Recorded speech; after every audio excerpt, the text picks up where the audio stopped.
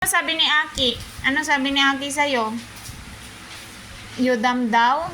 Kasi hindi mo daw sinagot yung answer ni ma'am. Hayaan mo na may star ka. Pakita mo nga sa kanila yung star mo. Pakita mo may star naman ikaw eh. Yan talagang si Aki na yan ah. Hindi natin isasakay si Aki sa e-bike ah. Opo. Kanina pa to umiiyak eh. Doon sa paglabas niya ng gate.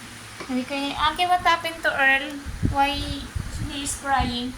Because teacher asked Ervin 2 times 0 but he did not answer. Not Mami, tama na. Magaling naman si Erwin.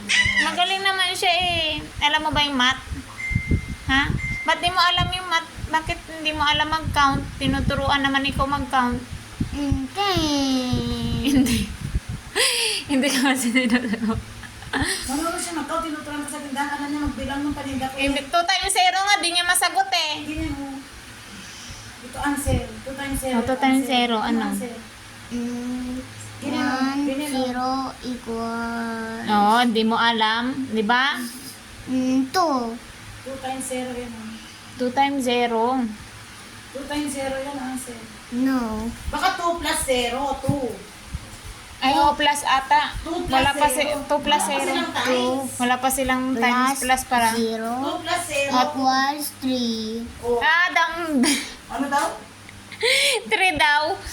Hindi 3 ang sagot, Ervin. 1 plus 1 equals 2. Hindi na. Mami kasi Mag-sorry ka na kay teacher. Nagalit ba si teacher sa'yo? Ha? Nagalit si teacher mo?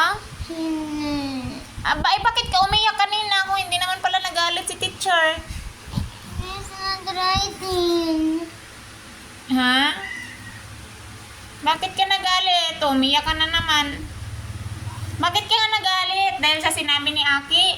Crush niya kasi si Aki. Di ba? Tagal na. Nung daycare pa lang. Nung daycare pa lang, crush niya na si Aki. Tapos kay Aki pa nang galing yung salitang yun. Sinabihan kasi siya ng dumb.